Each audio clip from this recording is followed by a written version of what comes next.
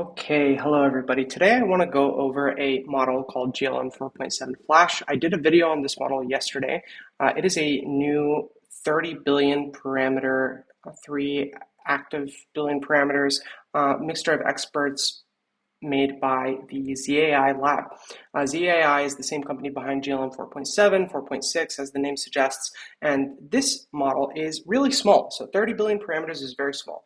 Quantized with full context, you could fit it on 24 to 32 gigabytes of VRAM or on a 24 to 32 gigabyte RAM MacBook, and that is small. And this model is, given it's a mixture of experts, it's pretty fast. They can hit like decent speeds. It is also agentic and coding first. And I would say that the company ZAI has had a very excellent history of decent models. Now, when I tried this out yesterday, there was an issue where VLLM was not able to actually read the type of attention that this model uses, and so it was extremely, it required 180 gigabytes of memory just for the context window, like 200K context. Somebody found a fix for this and they posted it. You can see, I will link to this. This actually gets it down to 10 gigabytes, which is very welcome, given that this is a small model and we want to run it on small devices. Now, I know a lot of people have already reviewed this model and talked a bit about what it's capable of, but I have been stunned actually seeing how this thing works. So I want to give it a shot and see, like, one, what I can do with it right now, and then show you what I've tried with it already and how I've found it to be useful. So starting off, I'm going to have it make me a game. I want you to make a single file HTML JSX app, which I can run in the browser of Mario. Add your own twist to the game. Just make sure it's featureful. Now, the reason I want to demonstrate this, like this game, is because it's not about the game itself. Like, I don't really care about the game, right? I'm not going to use this model to make me games. I'm going to use it though to do agentic types of tasks for me. Now I am messing around with like a few things, so just be a little patient with me. I might have to do droid here, and we can go from there. So just give me a second while this is loading. I didn't want to prepare this in advance because I wanted to follow up on the video yesterday. Make sure I can play it immediately just by opening the file in the browser. I didn't want to do this one in advance because I wanted to see, like, can it do this uninterrupted? And I think it can. So I want to go over, while we wait for this, I want to go over some of the things that I've done with it today. So I installed all of my Twitter data over the last 5 years. You have an option and feature in the settings/account page where you can just click and it'll give you like a zip file of all of the tweets, all of the content that you've ever made. And so I downloaded that onto my local machine, and I got the larger GLM 4.7 to go over it and to create like vectors out of it, so I can easily search this this set of tweets. It's 2 gigabytes of data, which is like a fair amount to search through. But I set it up in Droid, so this is the factory Droid desktop app. I set it up, it's running on my local server, and we can actually go over this here. You can see that it's running here. This is on my local machine, and yeah, it is currently in the process of working. It's running at 29 tokens a second for generation and around like 1,600 for prefill. And it has created a plan, and yeah, we're just going to let it do its thing. Now, I set it up inside of Factory. I just added it to the configuration, and I asked it to go over my Twitter posts, and it did. So it used the tools available to it. It created a plan, it searched a bunch of files, it read, it wrote, and then it provided, created a script that'll find the tweets, remove the duplicates, and then it gave me the top 10 tweets. And this is accurate, I verified this. And then I asked it to get me all of the tweets that mention a model called that mentioned Cerebrus and Reap, and it went over and found me the 3 that I was asking about, which is pretty accurate. Now, I also have tried a few other things on it. I'm not going to go over them here because it's kind of related to my personal work, but I need to go and please create a visual for me. Yeah, this is another version here, and it created this project map that I can look at, and it went over, it told me like what does my desktop look like. So if you remember the Claude Make, or was it Claude Cowork demo, it was going over and like reorganizing their desktop. So I did the same kind of test.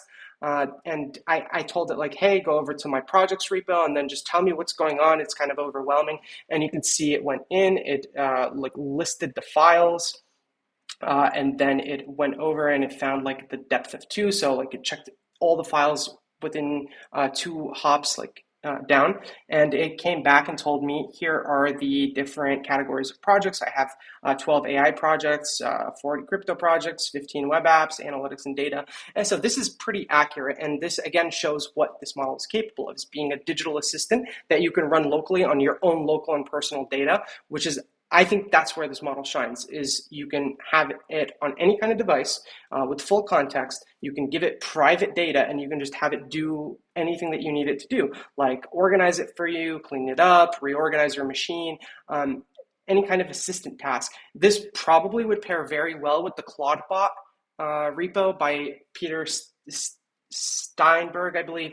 I will also link that below. Now, let us go back to here. Well, this is just an issue with Droid in the Z browser. Maybe it's an issue on my end. I don't want to give you guys, okay, there we go. I don't want to give you like a headache, but we could see it is thinking. That's a lot of thinking. It created a plan and it created another plan, and it's updating the plan. So it added a few more tasks, it test, and we're going to see how it goes. Now, I'm not sure how it's going to go yet. I want to go into the chats and go over some tests that I've done earlier. And let's take a look. Now I have the settings for code preview. And this was pretty impressive to me. So I ran it inside of my my VLM Studio. This is how I manage all of my local models. It's kind of like the Inferencer app. I saw another YouTuber do this. It's pretty impressive.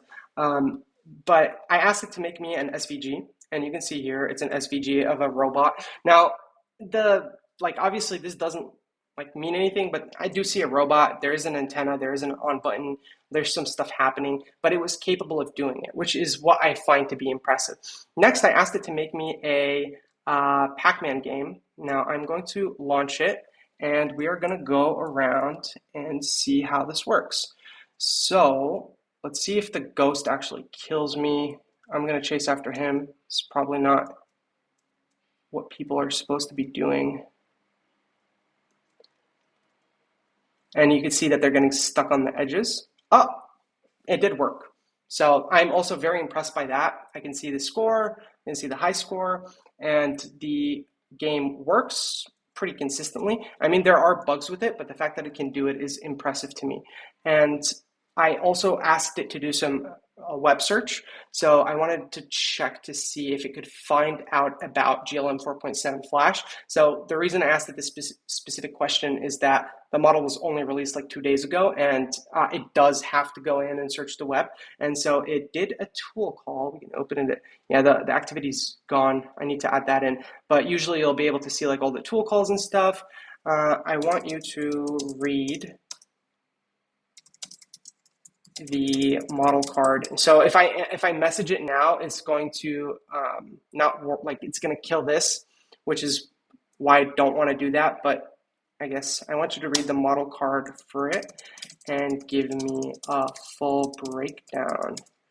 Fetch the Hugging Face link. All right, let's see if it could figure out the Hugging Face link. And so you can see that it is thinking. It is doing its thing. Is it still working here? I guess it is. And yeah, it's going to think, then it's going to call a bunch of tools. It has executed a tool search, and we will see what happens. So I've been running this model all day. I've put it in a few of my workflows, some of my work, like my actual job workflows. I had Opus create a document of how to fetch specific data from the database, which I really needed.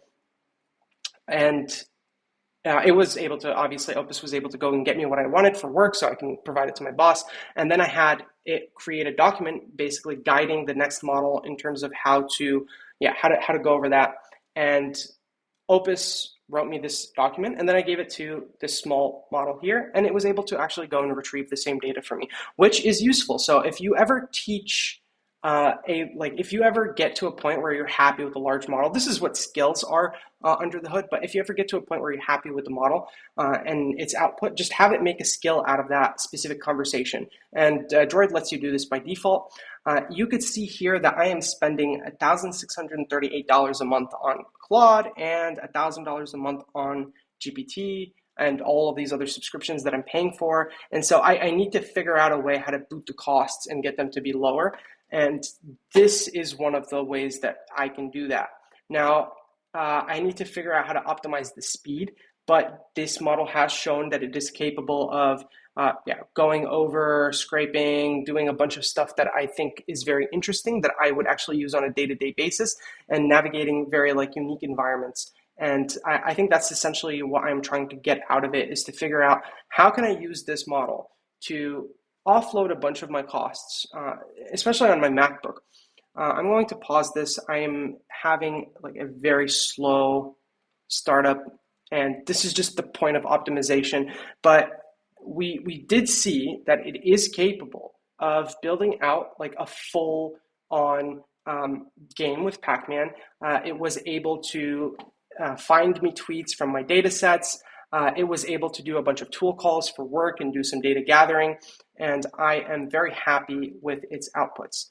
And I wanted to recommend that people try this because it is the first model of its kind and of its size that almost anybody can run at home without a problem.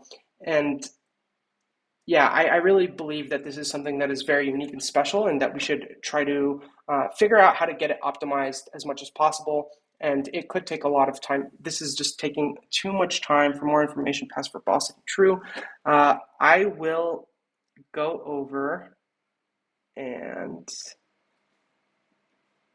let me double check if I can stop it. I'm going to stop it, boot it out. And these are the kinds of issues that I am finding to be frustrating when working with local models, to be honest, is that there's just a lot of tweaking that you need to do. And that's why I'm building VLLM Studio, and I'm trying to get it to be as smooth as possible.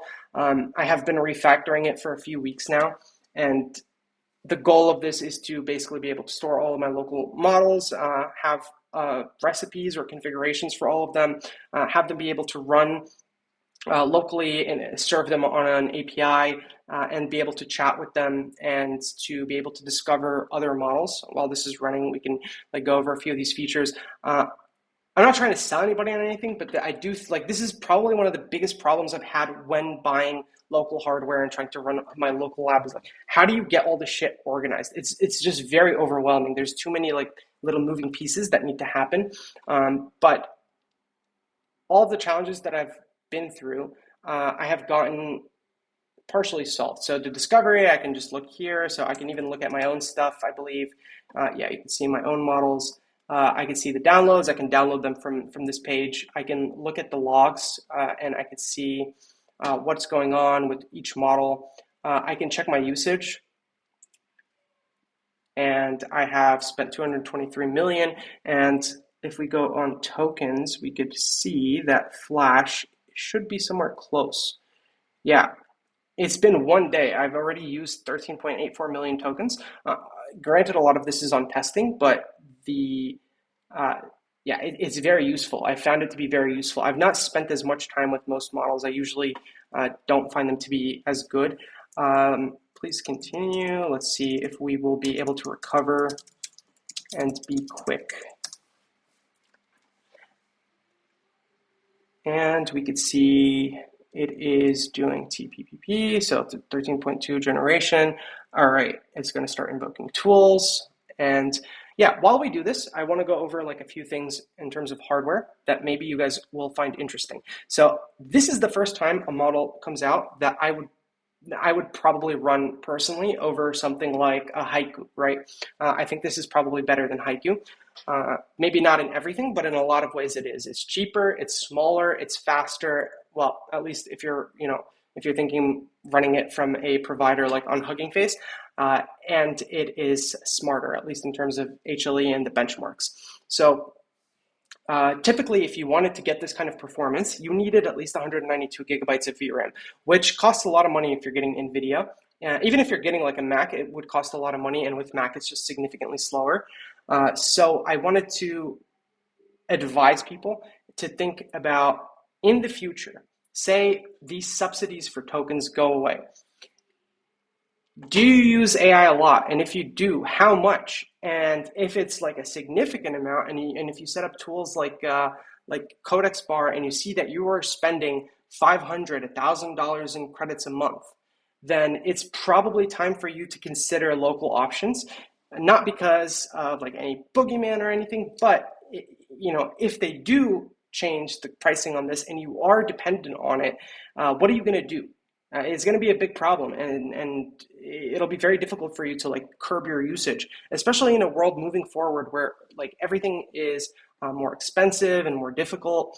And yeah, there's just like so many of these options that people have to try. So I do recommend you looking at local models and check if you have hardware. If you have anything over 24 or even 32 gigabytes of like Apple memory or VRAM, then you will be able to run this model. And you should try it out. You should see if there's any of the tasks that you usually like give to Sonnet or give to GPT that you can offload onto this model. And if there are, then at that point, maybe you will be able to maybe you will be able to start like sending some of your requests back over this way, right? And seeing how that goes. And you can tweak that continuously. You can have documents stored with all of your chats, and you can see like what are some ways that you can improve this workflow that you have, or what are some ways that you can use like an underlying like sub-agent, something like this, to like take off all of the read costs, because it is very good. It is like really clear in terms of what it's saying. The fact that it's capable of using tools pretty well.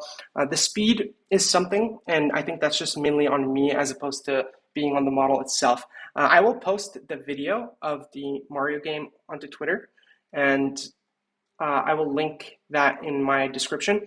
And hopefully you guys found this useful. I would rank this as probably like in the top 3 models that are available to run locally after Minimax, GLM 4.7, and then this. It's that good, and I think we have something very special here, and I'm very grateful that ZAI is still open sourcing stuff like this.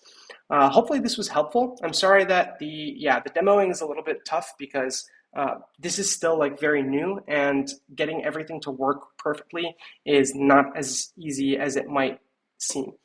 Thank you guys for watching, and I'll see you in the next one.